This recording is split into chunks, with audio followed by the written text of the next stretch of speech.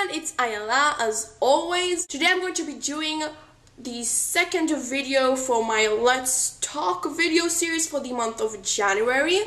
I know that this video is being uploaded a week late. I actually filmed this video already, but I ended up not uploading it because my opinions changed so much in those couple of days that it took me from filming the video to actually editing and uploading it that I felt like it would be fake if I'll upload that video, so I decided to wait a bit and we'll film it. So when I originally filmed this video, I was reading the first book in the Chemical Garden trilogy by Lauren DeStefano, which is Wither. It was published in 2011, which was the first time I read this book. In the original video that I did, I talked about how I viewed the book in a certain way, which was very opposed to the way that most people view the book, and so that's why I felt like I liked it so much more. But I talked about all these things that were in the book that I remembered from 2011 when I first read this, and I was very different back then. And right now, after I read that book, I feel completely different about it, and my opinions changed so much, and so I want to talk about that. But before I start talking about that, I just want to say that if you get triggered by mental illnesses or rape, then I suggest that you won't see this video because I'm going to be talking about that a lot in this video.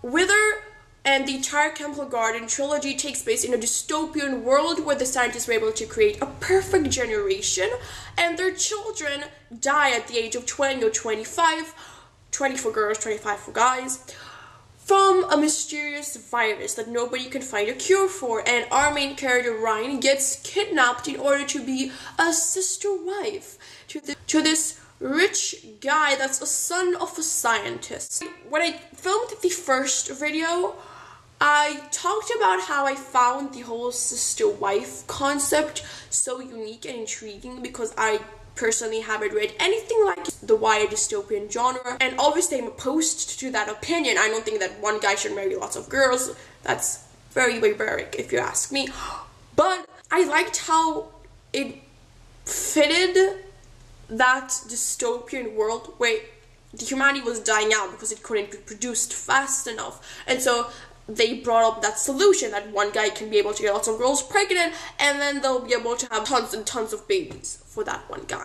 And I never understood why people didn't like this series so much. But after joining BookTube and after seeing Lindsay's from Lindsay Rays, I'm going to link her channel down below if you're interested, videos where she talks about mental illnesses and how they're portrayed in books. It's something that really bothers her if a mental illness is, romanticized in a book.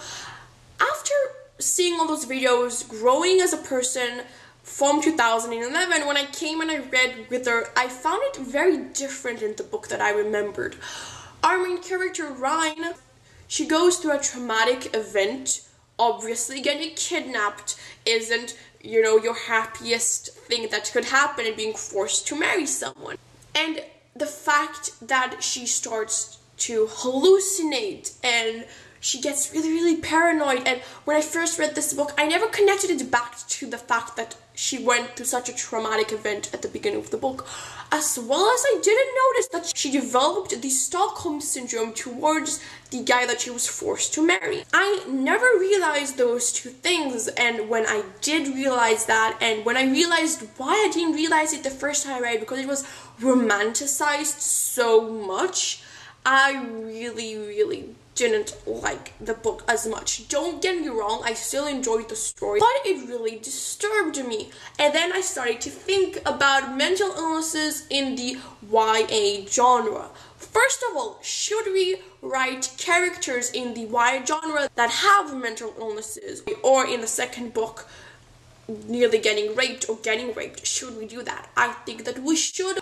because if you didn't know, most mental illnesses arise in teenagers when they're 15, 16, because that's when, first of all, they go through physical changes, they go through emotional, roller coasters, they experience things, they build up their identity as a person, and so usually people with tendencies to mental illnesses develop it when they're at that age. And so that's why I think that it's important to have like mental illnesses brought into a YA story, not only because we would portray someone's, sexuality, and we would portray characters that have physical illnesses, and at the same time, we should also portray characters in the story that have mental illnesses, because some people, like myself, I personally just don't know anybody with mental illnesses, and so the only way that I do learn about that subject is through what I read.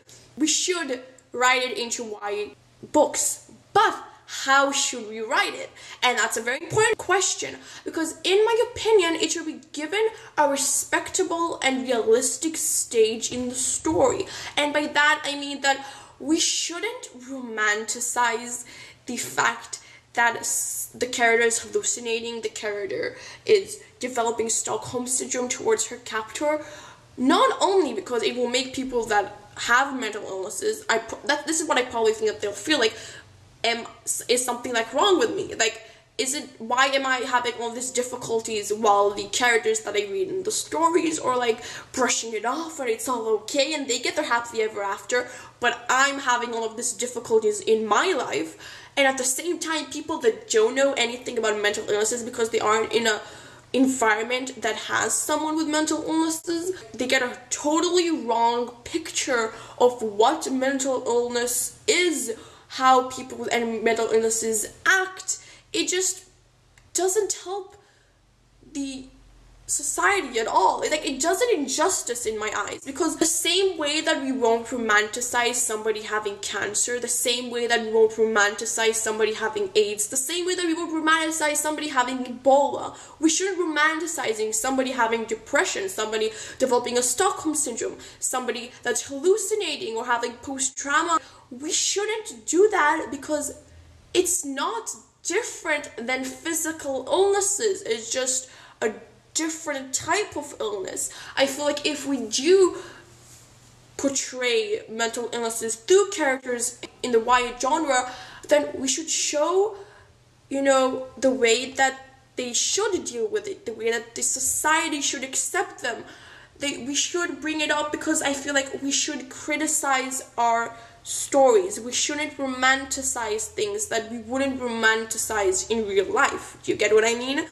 And I feel this is a very important point to make, because lots of the YA genre books that do introduce mental illnesses do romanticize them. For example, with Wither, the fact that she was hallucinating was brought as a kind of accessory to the atmosphere of the book, to make it all magical and whimsical. She'll just stand and she'll stare at her family, and then she suddenly starts to see colors moving around and butterflies coming and all these things that it's obvious that she's hallucinating. She even says in the story that she's hallucinating, and that you're romanticizing it, as well as the Stockholm Syndrome.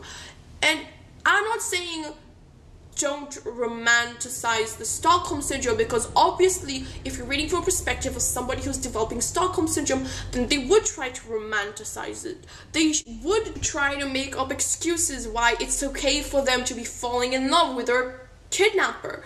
But like what happened with Stolen by Lucy Christopher, we gotta see a before and after. We gotta see how the main character thought about how she acted back when she was developing the Stockholm Syndrome, and she was questioning herself throughout the book. She was like, I'm not even sure if it was the Stockholm Syndrome or if we really were developing something that's real. She really did question herself, which was so refreshing. It wasn't just a story where the guy or the girl gets kidnapped, they fall in love with her kidnapper, and then they get happily ever after, because no, it's not the Stockholm Syndrome. They're different, they're kindred spirits, they were meant for each other, blah, blah, blah.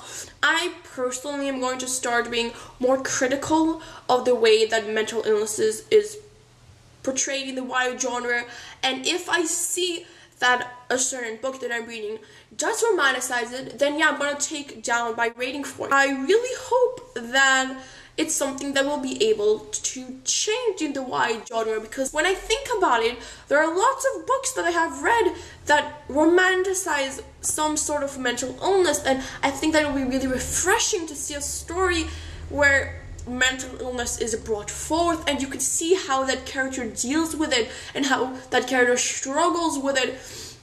and how that character overcomes her difficulties, and showing a realistic picture in the story. I would love to hear your thoughts about it. Do you think that we should write characters in the YA genre that have mental illnesses, and how do you think that mental illness should be portrayed in a story, especially YA stories? Thank you for watching this video. I'll have another video up for you guys soon, and before I go, if you haven't seen my announcement video for the giveaway that I'm holding until the 7th of February, I'm going to leave that down below because I'd love for you to enter. Thank you so much.